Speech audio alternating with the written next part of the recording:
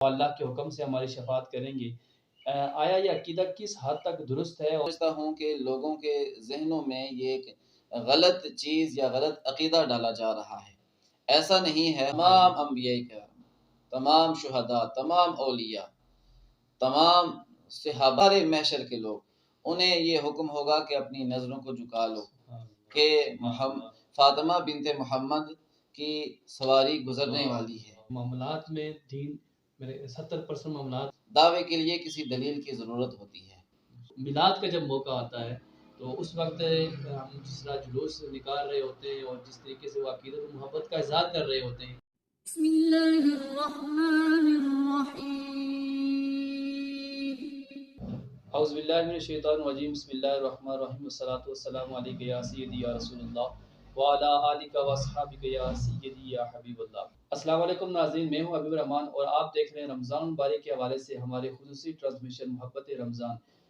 یہ ٹرانسمیشن پاکستان سنی تحریک کے پلیٹ فارم سے آپ ناظرین تک پہنچائی جا رہی ہے۔ کو پاکستان سنی تحریک کا خصوصی تعاون حاصل ہے۔ محترم ناظرین، آج 3 رمضان مبارک یوم وصال ہے سیدہ طیبہ طاہرہ خاتون جنت سیدہ فاطمہ الزہرا رضی اللہ تعالی عنہا کا، اور آج ہم ان کی بارگاہ میں اسلامی عقیدت بھی پیش کریں گے اور محبتوں کا اظہار بھی کریں گے۔ آج میرے ساتھ موجود ہیں خطہ کوثر کی ایک عظیم شخصیت حضرت علامہ مولانا وقاص قریشی صاحب۔ میں آپ کو پروگرام میں خوش آمدید کہتا ہوں اور اللہ تعالیٰ سے دعا ہے کہ اللہ پاک آپ کو ہر قدم کے بدلے میں اجر عظیم عطا فرمائے۔ سب سے پہلے جو ایک سوال میرے ذہن میں آ رہا ہے کہ ہمارا جو ایک عقیدہ ہے، یہ ایک ایمان بھی ہے کہ مختلف ہستیاں جو ہماری شفاعت کریں گی، آل بیت کے حوالے سے بھی، حضور سرور کائنات محمد مصطفیٰ صلی اللہ تعالیٰ وسلم کے حوالے سے بھی، اور دیگر یعنی کہ اولیاء کرام کے حوالے سے بھی ہمارا ایک عقیدہ ہے کہ وہ بروز محشر ہماری شفاعت کریں گے۔ اللہ کے نیک جو بندے ہیں وہ اللہ کے حکم سے ہماری شفاعت کریں گے۔ آیا یہ عقیدہ کس حد تک درست ہے اور اس عقیدے کی آڑ میں کیا ہمیں کھلی چھوٹ ہے کہ ہم کچھ بھی کر سکتے ہیں؟ اعوذ باللہ من الشیطان الرجیم، بسم اللہ الرحمن الرحیم۔ اللہم صلی علی سیدنا و مولانا محمد وعلی آل سیدنا و اصحاب سیدنا و مولانا محمد مبارک وسلم۔ الصلاة والسلام علیک یا رسول اللہ وعلی آلک و اصحابک یا سیدی یا حبیب اللہ۔ بعد از حمد و صلاۃ، محترم حبیب بھائی، میں سب سے پہلے آپ کو یہ رمضان ٹرانسمیشن جو آپ کا تیسرا سال ہے اور باقاعدگی کے ساتھ یہ جاری و ساری ہے،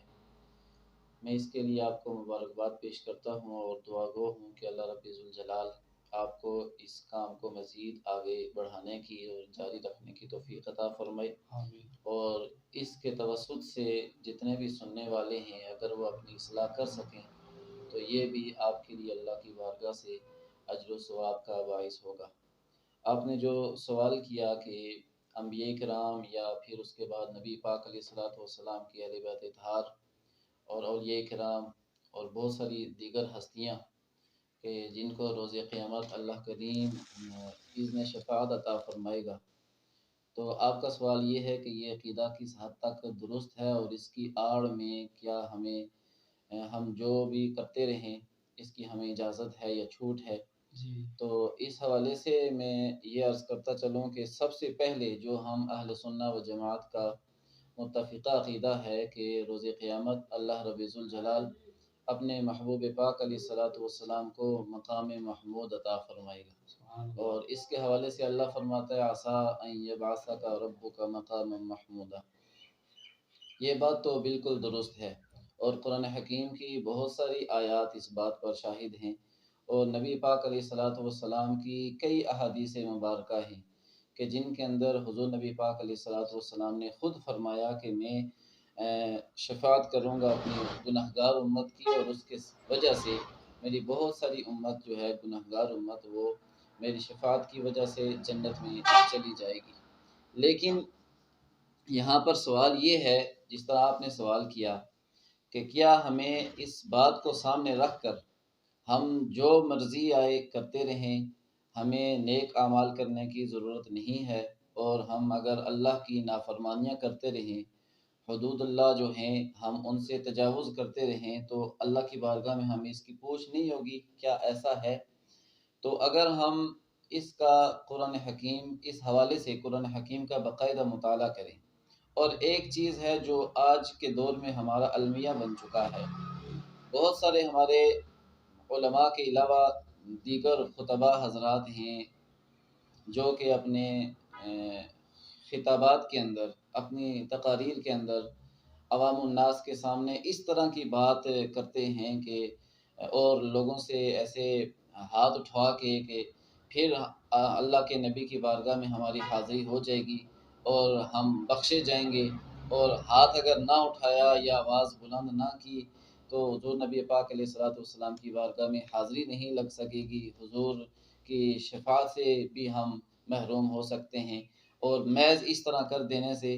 ہمیں حضور کی شفاعت نصیب ہو جائے گی۔ تو اس وجہ سے جو عوام ہے جب وہ اس محفل سے، اس جلسہ سے باہر نکلتی ہے، بہت سارے لوگوں کو کہتے سنا کہ ہم حضور کے امتی ہیں، وہ حضور وہ اللہ کے نبی ہیں کہ جو امام الانبیاء ہیں، اللہ تعالیٰ انہیں شفاعت کا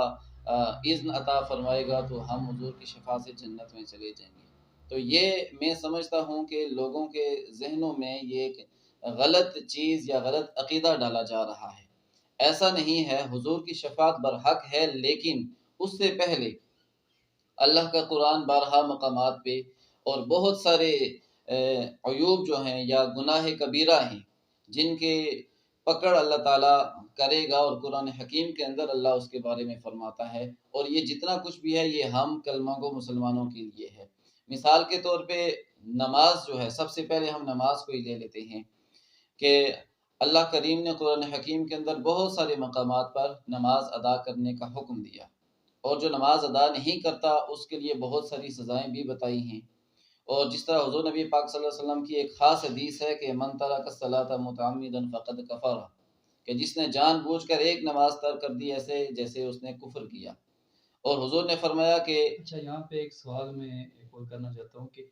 ایسے افراد بھی یعنی کہ موجود ہیں، واسطہ پڑتا ہے ہمارا ان سے بھی، کہ جو یہ کہتے ہیں کہ یہ نمازیں، یہ چیزیں کچھ بھی نہیں ہے، حضور سے محبت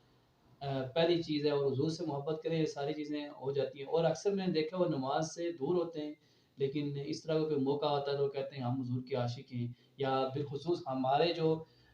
ہمارے مسلک کے حوالے سے ہم بات کر لیں تو میلاد کا جب موقع آتا ہے تو اس وقت ہم جس طرح جلوس نکال رہے ہوتے ہیں اور جس طریقے سے وہ عقیدت و محبت کا اظہار کر رہے ہوتے ہیں، اور جب نماز کا وقت آتا ہے تو اس وقت ہماری جو پوزیشن ہوتی ہے، اور پھر اس طریقے سے جذباتی باتیں کچھ لوگوں کی ہوتی ہیں کہ بندہ پھر وہاں پہ نہ کوئی جواب دے سکتے۔ اس بارے میں آپ کیا کہنا چاہتے ہیں؟ یہ جو آپ کا سوال ہے اس حوالے سے یہ ہے کہ میلاد کی محفل کر لی یا جلوس نکال لیا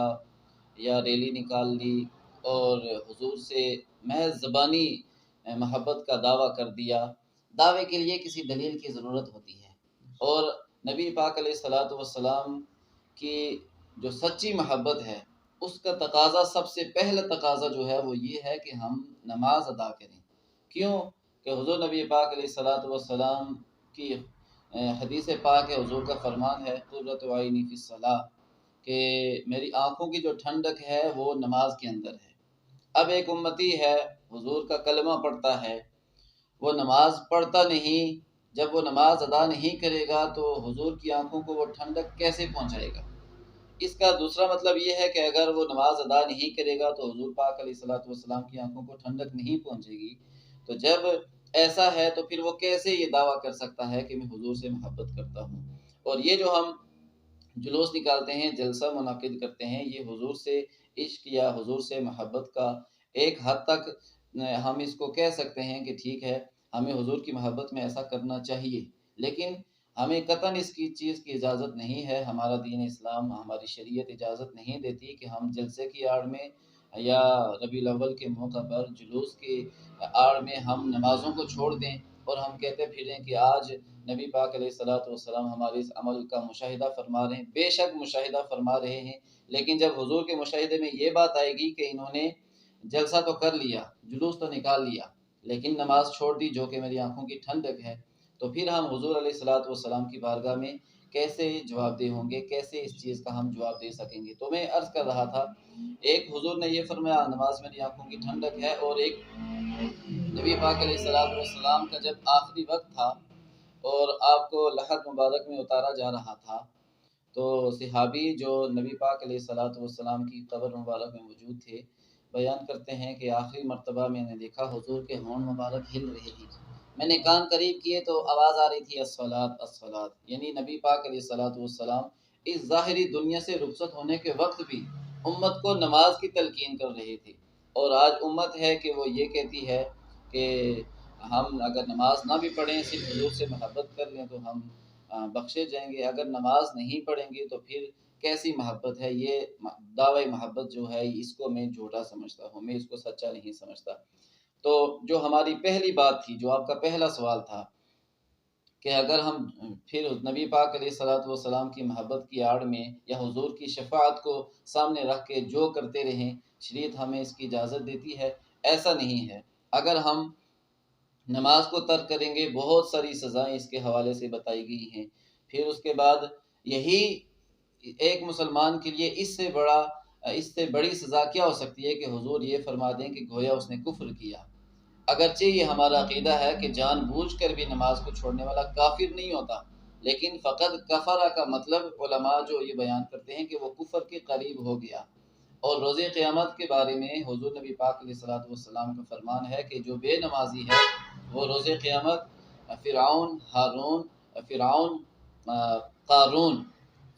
قارون حامان یہ جو ہیں ان کے ساتھ اس کو اٹھایا جائے گا اور اس کا حشر کیا جائے گا۔ اس سے بڑی سزا اور کیا ہو سکتی ہے؟ پھر اسی طرح اس دنیا میں اللہ رب ذوالجلال ہمیں مال و دولت دیتا ہے، اور اللہ فرماتا ہے اس کو میری راہ میں خرچ کرو، جو غریب ہیں ان کا حق دو، ان کا حق ان کے دروازے تک پہنچاؤ۔ اگر ہم یہ نہیں کریں گے، ہم زکوٰۃ ادا نہیں کریں گے، جو صدقات واجبہ ہیں ہمارے اوپر وہ اگر ہم ادا نہیں کریں گے، تو ہم یہ کہتے رہیں کہ ہم اپنی دولت کو سمیٹ کر رکھیں، اپنا بینک بیلنس بھرتے رہیں اور حضور کی شفاعت سے جنت میں چلے جائیں گے۔ اللہ فرماتا ہے، قرآن کے اندر ہے، والذین یکنزون الذھب والفضة ولا ينفقونها فی سبیل اللہ فبشرهم بعذاب علیم، کہ وہ لوگ جو اپنا سونا چاندی اس کو سنبھال کر رکھتے ہیں، جمع کرتے ہیں، اور اس کو اللہ کی راہ میں خرچ نہیں کرتے، تو محبوب پاک صلی اللہ علیہ وسلم آپ انہیں بڑے عذاب کی، دردناک عذاب کی بشارت دے دیں۔ آگے اللہ کیا فرماتے ہیں؟ انہیں عذاب کیا دیا جائے گا، یوم یحمى علیہا فی نار جہنم فتکوی بہا جباہہم وجنوبہم وظہورہم۔ اللہ فرماتا ہے اس کے ساتھ ان کی پشتیں، ان کے پہلو، ان کی پیشانیوں کو داغا جائے گا، جو سونا چاندی کو جمع کر کے رکھتے ہیں۔ اور آخر میں اللہ کیا فرمائے گا؟ آخر میں اللہ تعالیٰ روز قیامت پھر ان کے ساتھ کیا فرمائے گا کہ یوم یحمى علیہا فی نار جہنم فتکوی بہا جباہہم وجنوبہم وظہورہم ھذا ما کنزتم لانفسکم فذوقوا ما کنتم تکنزون۔ اللہ فرمائے گا بندو یہ وہ تمہارا خزانہ ہے جو تم دنیا میں جمع کرتے تھے، اب اس جمع کیے ہوئے خزانے کا مزہ چکھو۔ یہ اللہ رب ذوالجلال فرمائے گا، ہمیں ہی فرمائے گا جو ہم سونا چاندی مال دولت جمع کر کے رکھتے ہیں، اللہ کی راہ میں خرچ نہیں کرتے۔ اسی طرح ایک اور اس کے ساتھ متصل خاص طور پر نبی پاک علیہ السلام نے یتیموں کے بارے میں فرمایا، اور قرآن حکیم کے اندر بھی سورہ نساء کے اندر اللہ نے اور دیگر مقامات پہ فرمایا کہ یتیموں کا مال جو ہے وہ نہ حق نہ کھاؤ، بلکہ ان کا مال جو ہے وہ ان تک پہنچاؤ، ان کے حوالے کرو، ان کے سر پہ دست شفقت پھیرو، ان کے کھانے پینے کا انتظام کرو۔ اور آخر میں اللہ رب ذوالجلال فرماتا ہے بہت ساری باتیں ہمیں ارشاد فرما کے آخر میں اللہ نے فرمایا کہ ان الذین یأکلون اموال الیتامی ظلما انما یأکلون فی بطونہم نارا وسیصلون سعیرا، کہ وہ لوگ جو یتیموں کا مال ناحق کھاتے ہیں، ظلمن کھاتے ہیں، تو اللہ فرماتا ہے کہ وہ یتیموں کا مال نہیں کھاتے بلکہ یأکلون فی بطونہم نارا، وہ اپنے پیٹوں میں آگ بھر رہے ہیں۔ وہ مال جو یتیموں کا وہ کھائیں گے قیامت والے دن، وہ آگ کی صورت میں ان کے اندر ڈالا جائے گا، وہ اپنے پیٹوں کے اندر آگ بھر رہے ہیں۔ اور اس سے بڑی سزا اور ایک کسی مسلمان کے لیے کیا ہو سکتی ہے؟ تو اس طرح بہت ساری اور باتیں ہیں قرآن حکیم کے اندر مختلف جو عیوب ہیں یا جو مختلف گناہ ہیں ان کی سزا بھی روز قیامت اللہ کی بارگاہ سے ایک ایسا بندہ جو اپنے آپ کو مسلمان کہتا تھا لیکن اللہ کی نافرمانیاں کرتا تھا اس کو دی جائیں گی۔ ایک اور نبی پاک علیہ الصلوۃ والسلام کی حدیث پاک بھی میرے ذہن میں آ گئی۔ حضور نے اپنے صحابہ کرام سے فرمایا کہ میرے صحابہ بتاؤ مفلس کون ہے؟ حضور نے فرمایا کہ میرے صحابہ کیا تم جانتے ہو کہ مفلس کون ہے؟ صحابہ کرام نے عرض کیا اے اللہ کے رسول صلی اللہ علیہ وسلم کہ مفلس وہ ہے المفلس من لا درہم لہ ولا دینار لہ۔ صحابہ نے عرض کیا اللہ کے رسول مفلس ہم اسے کہتے ہیں جس کے پاس مال و دولت نہ ہو، درہم و دینار نہ ہو۔ حضور نے فرمایا نہیں، یہ شخص مفلس نہیں ہے۔ صحابہ نے پوچھا اللہ کے رسول پھر مفلس کون ہے؟ تو نبی پاک علیہ الصلوۃ والسلام نے فرمایا کہ مفلس وہ ہے جو روز قیامت آئے گا اپنے نیک اعمال کے ساتھ۔ من یأتی یوم القیامت بصیام او صدقۃ او صلاۃ، حضور نے فرمایا جو اپنی نمازوں کے ساتھ، صدقات و خیرات کے ساتھ، نیک اعمال کے ساتھ، روزوں کے ساتھ آئے گا، لیکن ساتھ حضور نے فرمایا کہ زندگی میں ایسا ہوا ہے کہ اس کے ساتھ کبھی اس نے، حضور نے فرمایا من اکل مال ھذا من سفک دم ھذا، حضور نے فرمایا کہ کبھی اس نے کسی کو ناحق گالی دی ہوگی، کبھی کسی کا ناحق مال کھایا ہوگا۔ نبی پاک علیہ الصلوۃ والسلام نے فرمایا کبھی کسی پہ کوئی ظلم کیا ہوگا، کبھی کسی کا بلا وجہ خون بہایا ہوگا، کسی کو قتل کر دیا ہوگا۔ اب اللہ کی بارگاہ میں ہر شخص آئے گا، وہ آ کر کہے گا اللہ اس پر میرا حق ہے، اس نے میرا مال کھایا تھا، مجھے عدل چاہیے، مجھے انصاف چاہیے۔ اللہ رب ذوالجلال وہ جو شخص جو دنیا میں نیک تھا، نمازیں ادا کرتا تھا، روزے رکھتا تھا، صدقات و خیرات کرتا تھا، تو وہ جو اس نے اس کا مال کھایا ہوگا اس کے بدلے میں اس کی نیکیاں اٹھا کر اللہ اس حقدار کو دے دے گا۔ اسی طرح حضور نے فرمایا حقدار آتے رہیں گے، اس کی نیکیاں اٹھا کے ان کو دیتی جاری رہیں گی یہاں تک کہ اس کے پاس سے ساری نیکیاں ختم ہو جائیں گی، یہاں تک کہ پھر حقدار جو ہیں، حق لینے والے، وہ پھر بھی باقی رہیں گے۔ حضور نے فرمایا اب یہ ہوگا کہ ان کے جو حقداروں کے جو گناہ ہوں گے وہ اس کے گناہ اٹھا کر اس کے نامہ اعمال میں ڈال دیے جائیں گے، اس کے پاس کچھ بھی باقی نہیں رہے گا۔ اللہ پھر فرشتوں سے فرمائے گا اسے اٹھا کر جہنم کے اندر ڈال دو۔ تو عرض کرنے کا مطلب یہ ہے کہ یہ جو ہمارا عقیدہ ہے، عقیدہ شفاعت، یہ برحق ہے، متفقہ ہے، لیکن قطعاً یہ اس چیز کی اجازت نہیں دیتا، یہی عقیدہ کہ اس عقیدے کی آڑ میں ہم اعمال صالحہ کو ترک کر دیں، دوسروں کے حقوق ادا نہ کریں، پڑوسیوں کے حقوق ادا نہ کریں، نمازیں ادا نہ کریں، اور پھر ہم یہ کہیں کہ ہم اس میں ایک سوال ہو رہا ہے کہ کچھ لوگ یہ بھی کہتے ہیں، اور یعنی کہ معاملات میں دین میرے 70% معاملات میں اور 3% عبادات میں، اب بندہ کوئی کہتا ہے وہ عبادات کو ترک کرتا ہے تو معاملات میں وہ یعنی کہ حقوق اللباس جو ہے، بندوں کے جو حقوق ہیں یا دیگر جتنے بھی معاملات ہیں اس میں وہ یعنی کہ اپنا 100% دینے کی کوشش کرتا ہے، لیکن عبادات میں وہ پھر وہ یعنی کہ کوتاہی کرتا ہے اور بعض اوقات اس کو ترک کر دیتا ہے، عبادات کو چھوڑ دیتا ہے، وہ کہتا ہے کہ معاملات میں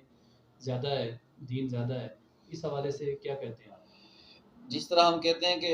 حقوق کی دو اقسام ہیں، حقوق اللہ اور حقوق العباد، اللہ کے حقوق اور بندوں کے حقوق۔ اب یہ ہے کہ معافی نہ حقوق اللہ کی ہے نہ حقوق العباد کی ہے، دونوں کو ادا کرنا ایک مسلمان پر لازم ہے، لیکن ان میں ایک مختصر سا چھوٹا سا جو ہمیں فرق ملتا ہے کہ اللہ رب ذوالجلال کی شان رحیمیت بھی ہے۔ ایک شخص ہے جو بہت زیادہ گنہگار ہے اور اس دنیا میں موت سے پہلے پہلے اسے توبہ کی توفیق مل جاتی ہے، اس نے ساری زندگی گناہوں میں گزار دی، آگے جا کے یا بڑھاپے میں جا کے اسے خیال آتا ہے کہ میں نے جو زندگی گزار دی وہ جو ہے میں نے نیکیوں میں نہیں گزاری، گناہ کرتے ہوئے گزار دی،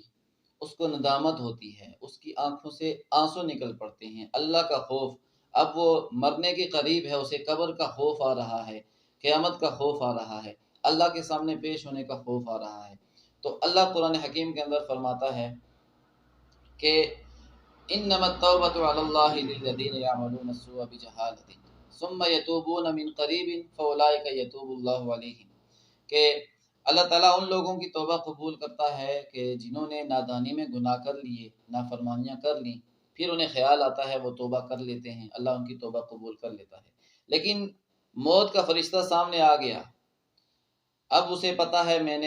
میری روح نکل جانی ہے، میں مرنے والا ہوں، اس وقت وہ کہے کہ اب میں مرنے والا ہوں، توبہ کر لوں، اللہ فرماتا ہے ایسے لوگوں کی توبہ قبول نہیں۔ وَلَيْسَتِ التَّوْبَةُ لِلَّذِينَ يَعْمَلُونَ السَّيِّئَاتِ حَتَّى إِذَا حَضَرَ أَحَدَهُمُ الْمَوْتُ قَالَ إِنِّي تُبْتُ الْآنَ وَلَا الَّذِينَ يَمُوتُونَ وَهُمْ كُفَّارٌ۔ تو اللہ فرماتا ہے جب موت سامنے آ جائے اس وقت کوئی توبہ کرنا چاہے تو اس وقت توبہ کا دروازہ بند ہو جاتا ہے۔ تو یہ معافی،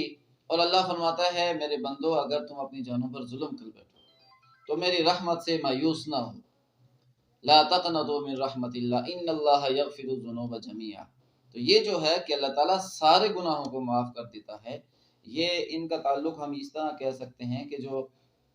اللہ اور بندے کے درمیان جو معاملات ہیں، حقوق اللہ ہیں، اس نے اللہ کے حقوق ادا نہیں کیے، عبادات کے اندر کمی کوتاہی کی، تو اللہ اگر چاہے تو اپنی شان سے وہ معاف کر دے۔ اللہ تعالیٰ کو نہ کوئی روکنے والا ہے، اور نہ اللہ تعالیٰ اپنے کاموں میں کسی کی دخل اندازی کو اللہ تعالیٰ قبول کرتا ہے یا برداشت کرتا ہے۔ لیکن جہاں تک بندوں کے حقوق ہیں، تو جب تک کسی بندے کے ساتھ اگر کسی دوسرے شخص نے، کسی مسلمان بھائی نے کوئی ناانصافی کی، اس کا حق مارا، اس کے ساتھ زیادتی کی، اس کی پیٹھ پیچھے غیبت کی، اسے برا بھلا کہا، تو جب تک اس بندے سے معافی نہ مانگ لی جائے اور وہ بندہ اسے معاف نہ کر دے، اس وقت تک اللہ کی بارگاہ سے اسے معافی نہیں ملے گی، کیونکہ اللہ رب ذوالجلال جو بندوں کے حقوق ہیں وہ تب ہی معاف کرے گا جب بندہ معاف کرے گا۔ یہ جو میں نے پہلے حدیث پاک آپ کے سامنے بیان کی، تو اس سے یہی مطلب نکلتا ہے کہ جو بندوں کے حقوق ہیں وہ بندے اپنے حق لینے کے لیے آئیں گے۔ کوئی یہ نہیں کہے گا اللہ کی بارگاہ میں اللہ تعالیٰ اس نے نماز نہیں ادا کی تھی، اس نے روزہ چھوڑا تھا، اس نے زکوٰۃ نہیں دی تھی، بلکہ کوئی کہے گا اس نے مجھے گالی دی تھی، کوئی کہے گا اس نے میرا مال کھایا تھا، کوئی کہے گا اس نے میرا خون بہایا تھا، میرے ساتھ ناانصافی کی تھی، تو اللہ تعالیٰ اسے معافی نہیں دے گا، اس کی جو نیکیاں ہیں وہ ان کو دیتا رہے گا۔ تو یہ دونوں کے درمیان ہمیں فرق پتہ چلتا ہے کہ اللہ کے جو حقوق ہیں اگر بندہ اس سے ندامت ہو جاتی ہے، وہ معافی مانگ لیتا ہے تو اللہ رب ذوالجلال اسے معاف کر دے گا، لیکن جو بندوں کے حقوق ہیں جو آخر میں نتیجہ نکلتا ہے، جب تک وہ بندہ مومن مسلمان بھائی معاف نہیں کرے گا اس وقت تک اللہ رب ذوالجلال معاف نہیں کرے گا۔ اچھا، آج کے دن کی مناسبت سے صرف چونکہ وقت کے دامن میں اتنی گنجائش نہیں ہے اور یہ موضوع بھی بڑا وسیع ہے، جتنا اس کے اندر یعنی کہ سوال و جواب کریں اتنا اور سوال نکلتے ہیں، تو آج کے دن کی مناسبت سے سیدہ کا پیغام ہمارے خواتین کے لیے کیا پیغام ہے، یعنی کہ انہوں نے اپنی زندگی سے ہماری خواتین کو کیا پیغام دیا؟ حضرت فاطمہ الزہرا سلام اللہ علیہا کثیرا کثیرا نبی پاک علیہ الصلوۃ والسلام کی سب سے پیاری صاحبزادی ہیں۔ حضور نے فرمایا فاطمہ میرے جگر کا ٹکڑا ہے، اور جو امام الانبیاء کی بیٹی ہو، جو جنتی عورتوں کی سردار ہو، اور جس کی پرورش خود نبی پاک علیہ الصلوۃ والسلام نے کی ہو، جس کی تربیت نبی علیہ الصلوۃ والسلام نے کی ہو، تو ایسی جو عظیم المرتبت خاتون، وہ ہماری مسلمان ماؤں بہنوں بیٹیوں کے لیے ہی مشعل راہ ہونی چاہیے، نہ کہ دیگر کو وہ فالو کریں، ان کی پیروی کریں، ان کو اپنا آئیڈیل مانیں۔ تو حضرت فاطمہ الزہرا رضی اللہ تعالی عنہا جب آپ بچپن میں تھی تب بھی بہت عبادت گزار تھیں، اطاعت شعار تھیں، اور جب آپ بڑی عمر کو پہنچی، جوانی کی عمر کو پہنچی، تب تو آپ کی کئی راتیں ایسی ہوتی تھیں کہ آپ کا قیام ختم نہ ہوتا اور فجر طلوع ہو جاتی، فجر کی اذانیں شروع ہو جاتی، کبھی آپ رکوع میں ہوتی یا سجدے میں ہوتی، آپ کا سجدہ اتنا لمبا ہوتا کہ فجر ہو جاتی ہیں، رو کے اللہ کی بارگاہ میں عرض کرتی ہیں اللہ تیری راتیں کتنی چھوٹی ہیں کہ تیری بندی کا ایک سجدہ بھی مکمل نہیں ہوا اور رات ختم ہو گئی۔ تو یہ اس طرح عبادت تھی حضرت فاطمہ الزہرا سلام اللہ علیہا کی۔ اور اگر ہم شرم و حیا کے حوالہ سے بات کریں تو آخری وقت میں جو آپ نے وصیت کی کہ میرا جنازہ جو ہے وہ بھی رات کے وقت اٹھایا جائے، تاکہ کبھی زندگی میں کبھی کسی غیر محرم کی میرے اوپر نظر نہیں پڑی تو میرے جنازے پہ بھی تاکہ کسی کی نظر نہ پڑے۔ تو یہ دو چیزیں ہیں۔ ہماری مسلمان بہنیں بیٹیاں عبادات کے اندر بھی بہت کمی کوتاہی کرتی ہیں۔ ہم بدگمانی نہیں کرتے، لیکن یہ ہے کہ جو عمومی طور پہ مشاہدہ ہوتا ہے اس حوالے سے بات ہو رہی ہے۔ عبادات کے اندر بھی بہت کمی ہوتی ہے، کوتاہی ہوتی ہے، اور یہ جو پردے کی جو بنیادی بات ہے، جس کے حوالے سے قرآن حکیم کے اندر بھی اللہ نے مسلمان عورتوں کو پردے کا حکم دیا، اور نبی اللہ رب ذوالجلال نے اپنے نبی پاک علیہ الصلوۃ والسلام سے فرمایا، یا ایھا النبی قل لازواجک وبناتک ونساء المؤمنین۔ اللہ رب ذوالجلال نے پہلے نبی علیہ الصلوۃ والسلام کی ازواج کے بارے میں بات کی، پھر قل لازواجک وبناتک، پھر بیٹیوں کی بات کی، پھر مسلمان عورتوں کی بات کی کہ جب یہ اپنے گھروں سے باہر نکلیں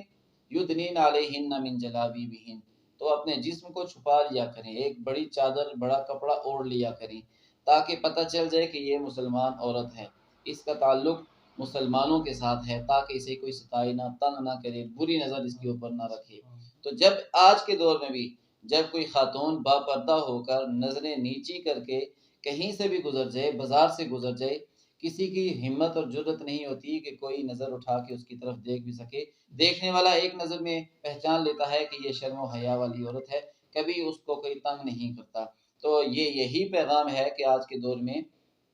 کہ حضرت فاطمہ الزہرا رضی اللہ تعالیٰ عنہ کی جو زندگی ہے،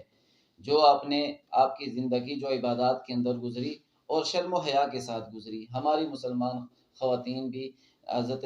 نبی پاک علیہ الصلوۃ والسلام کی پیاری صاحبزادی حضرت فاطمہ الزہرا کو اپنا مشعل راہ بنائیں، اور ان کی زندگی کو اپنانے کی، ان کے طور طریقوں کو اپنانے کی کوشش کریں، بلکہ روز قیامت بھی نبی علیہ الصلوۃ والسلام کی ایک طویل حدیث پاک ہے، ابھی اس کو بیان کرنے کا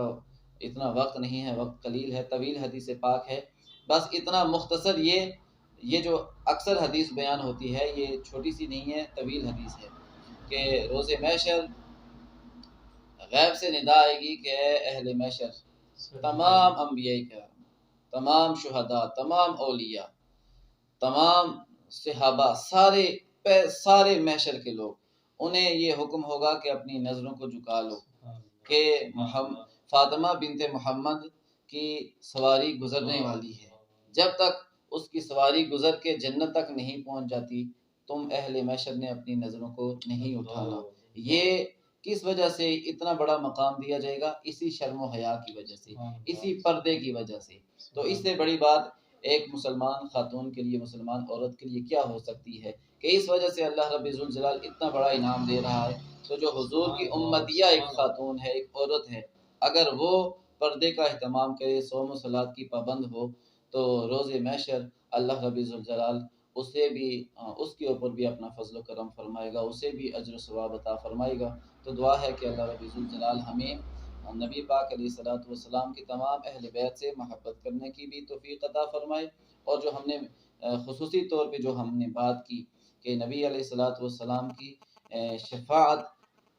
جو ہے اس کو سامنے رکھ کے ہمیں اعمال صالحات سے دور ہونے اور گناہوں کے قریب ہونے سے بچنے کی توفیق عطا فرمائے۔ وما علیہ الا البلاغ۔